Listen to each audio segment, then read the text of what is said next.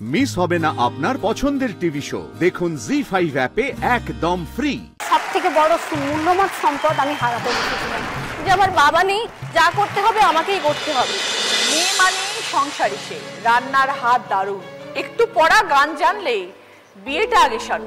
কিন্তু সময় বদলেছে আজ, ছকে বাঁধা জীবন ফেলে মেয়েরা করেছে নানান কাজ।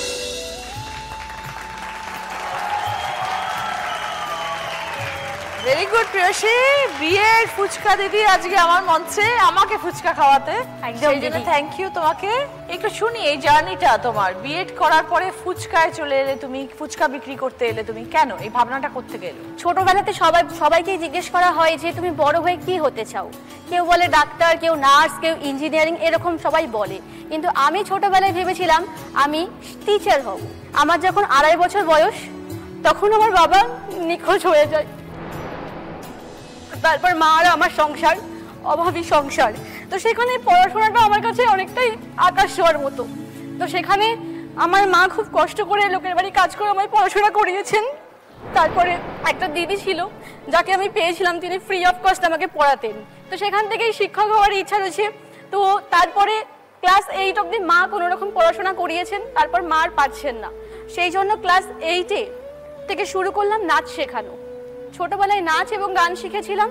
যাই হোক, সেভাবে আমি কষ্ট করে এগিয়ে মাধ্যমিক পাশ করলাম এবং খুব ভালো রেজাল্ট করলাম। তা তুমি সেখান থেকে যা রোজগার করে আনতে, সেই দিয়ে তোমাদের সংসার? হ্যাঁ, সেই দিয়েই চলতো। কিন্তু মায়ের অপারেশনের পরে মা আর আমার সঙ্গে মুক্তমঞ্চে প্রোগ্রামে যেতে পারেন না, আর মাকে একা রেখে আমিও যেতে পারি না। তো সেই জন্যই আমার এই ব্যবসাটা করা দিই। লাস্ট সিজনে আমি যে প্রোগ্রামটা করেছিলাম, তার টাকাটা জমিয়ে আমি বিএড ফুচকা দিদি নাম দিয়ে ফুচকার ব্যবসা শুরু করি এবং এই গাড়িটা তৈরি করেছি। আমি চেয়েছি নতুনত্ব কিছু করার জন্য, সেই জন্য নিজের মাথায় আইডিয়া এসেছে এবং কারখানার মানুষদেরকে সেরকম বলে নিয়ে ওনারা আমাকে একটা সুন্দর ফুচকার গাড়ি বানিয়ে দিয়েছেন এবং সেই গাড়িতে এখন আমি নিয়ে গিয়ে ফুচকা বিক্রি করছি। অনেকেই বলবে হয়তো যে এত দূর পড়াশোনা করার পরে, বিএড পাস করার পরে হঠাৎ করে ফুচকা বিক্রি করছে। অনেকেই বলে দিদি, আশেপাশে প্রথমে অনেকেই ব্যঙ্গ করে যে শেষে তোর মেয়ের মাথায় এটাই এলো। আমার মাকে অনেকেই বলে, কিন্তু আমি কখনো নেগেটিভ কথায় বা কারো কথায় কান দিই না দিদি। সবসময় আমি জানি যে আমার বাবা নেই, যা করতে হবে আমাকেই করতে হবে। সেই জন্য আমি নিজের স্বপ্নকে পূরণ করার জন্য আজকে পড়াশোনার পাশাপাশি ব্যবসাটাও করছি এবং নিজের সংসারের হাল ধরছি দিদি। ভবিষ্যৎ পরিকল্পনা কি করেছো? ভবিষ্যতে ইচ্ছা আছে এই ব্যবসাটাকে আরো বড় করে তুলবো, আর অবশ্যই আমার স্বপ্ন যেটা টিচার হওয়ার, সেইটাও আমি চালিয়ে যাব।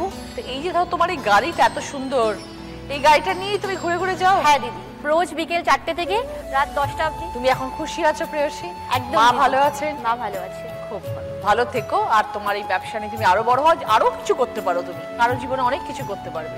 ঠিক আছে, all the best. Thank you দিদি।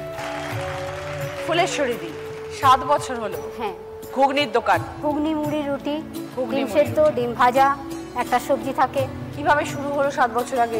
7 বছর আগে আমি কখনোই ভাবিনি যে দোকানদারি করব বা রোডে ব্যবসা করব, কারণ আমার জীবনের সবথেকে বড় মূল্যবান সম্পদ আমি হারাতে বসেছিলাম। কি হয়েছিল? আমার স্বামীর হার্ট অ্যাটাক করেছিল। সবে 12ই আগস্ট মেয়ের বিয়ে দিয়েছিলাম 18 সালে। 16ই আগস্টে আমার স্বামী হচ্ছে কিনা হার্ট অ্যাটাক করে। উনি 3 দিন সেন্সলেস ছিলেন। হাওড়া হসপিটালে ভর্তি করানো হলো। হাওড়ার ডাক্তাররা ওনার চিকিৎসা আয়ত্তের মধ্যে আনতে পারলো না।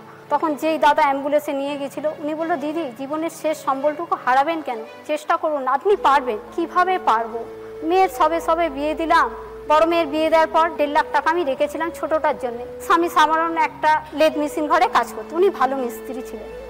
তা যখন ওরম পরিস্থিতির মধ্যে এলাম, তাহলে মেয়ের বিয়ের চিন্তা পরে করবো, আগে তো আমার স্বামীটাকে বাঁচাই। তখন আমি ওই 1.5 লাখ টাকা নিয়ে একটা নার্সিংহোমে ওনাকে ভর্তি করলাম। করার পর ওখানে 3 দিনের বিল করলো 1,82,000। কিন্তু দিদি আমার কাছে ছিল মাত্র 1.5 লাখ টাকা। 32,000 টাকা আমার জোগাড় করার মতো সঙ্গতি ছিল না। না হতে আত্মীয় স্বজনদের ফোন করলাম, যে কোম্পানিতে কাজ করলো তাদের ফোন করে বললাম যে এই ব্যাপার, আমার একটা কিছু ব্যবস্থা করুন। আমি কি করব? বলতে কোম্পানি থেকে কিছু পয়সা দিল, আমার আত্মীয় স্বজনরা দিল। যে বিলটা পেমেন্ট করার পর আমার স্বামীকে আমি বাড়ি নিয়ে চলে আসি। তখন ওনার ইনসুলিনগুলো লিখে দিয়েছিল, পেটে যে ইনসুলিনগুলো হতো সেগুলো আমি কদিন ধরে বাড়িতে দেওয়ার পর বললাম এইভাবে ফেলে রাখলে ওনাকে অত দূর থেকে বাঁচিয়ে যেখানে জ্ঞানটা এলো, আবার যদি চলে যায় কিভাবে কি হবে বলে পিজিতে দেখালাম। পিজিতে দেখাতে আমার স্বামীর ওখানেই চিকিৎসা হয়, আমি ন্যায্য মূল্যে ওষুধ পাই। আমার একটা আত্মীয় আমাকে 1000 টাকা দিয়েছিল ওষুধ কেনার জন্য, যার জন্য দিদি ওই 1000 টাকা দিয়ে আমি ঘুগনি মুড়ির ব্যবসা শুরু করি। একদম রাস্তাতে আমার ছেলে মেয়ের পড়ার একটা টেবিল, একটা চেয়ার, সেই হচ্ছে আমার ব্যবসার প্রথম শুরু। আচ্ছা। আর আমার স্বামীকে দেখার জন্য, আমার ছোট মেয়ে বাড়িতে ছিল অসুস্থ, কিন্তু বাড়িতে দেখার তো একজন চাই। আর সেই ব্যবসা থেকে আজকে আমি হচ্ছে কিনা ছোট মেয়ের বিয়ে দিয়েছি, একটা পুরনো টোটো কিনেছি, আর 25 সালে আপাতত আমার একটা বাড়ি হচ্ছে। বাহ, খুব ভালো। আর কি চাই? ফুলেশ্বরী ভালো থাকবেন, আপনি আশীর্বাদ করবেন আমার বাড়িটা যেন কমপ্লিট হয়ে যায়। সুস্থ থাকবেন, বাড়িও দেখবেন একদিন সুন্দরভাবে শেষ হয়ে যাবে, এবং এইভাবেই জীবনে এগিয়ে যান। এখন তো অতটা কষ্ট নয়, এখন তো আনন্দে আছেন, ভালো আছেন। দিদি এখন একটু মোটামুটি সচ্ছল এখন বাড়ির অবস্থা। ভালো থাকবেন আপনি, এই মনের জন্য এগিয়ে যাবেন। চয়নিকা, সাইবার ক্যাফের বিজনেস কতদিন হলো করছো? 4 বছর হলো সাইবার ক্যাফে। কিভাবে শুরু হলো? এই জার্নিটা খুবই টাফ ছিল। 2005 সালে আমাদের বিয়ে হয়, 2006 সালে আমার একটা মেয়ে হয়, কিন্তু 2006 সালে আমার স্বামীর একটা ভুল সিদ্ধান্তর জন্য আমাদের জীবনটা পুরো এলোমেলো হয়ে যায়। তো আমার স্বামী ব্যাংকের হোম লোনে চাকরি করত, তো একজনকে ভরসা করে তার 5 লাখ টাকার একটা লোন শোধ করেছিল, কারণ তার একটা হোম লোন হবে বলে। কিন্তু সেই ভদ্রলোক কি করলেন, সেই 5 লাখ টাকা মেরে দিলেন। রাতারাতি উনি আউট অফ স্টেট হয়ে গেল। এমন হয়ে গেছিল আমার স্বামী পুরো মেন্টাল পেশেন্ট হয়ে গেছিল, ও ঘর থেকে বেরোতে পারতো না। তখন আমার 1 বছরের একটা মেয়ে, মানে কি করে সংসার চালাবো কিছুই বুঝতে পারছি না, বাড়ির লোকরা পাশে নেই। তো সেই সময় আমি ঠিক করি কি আমাকেই কিছু করতে হবে।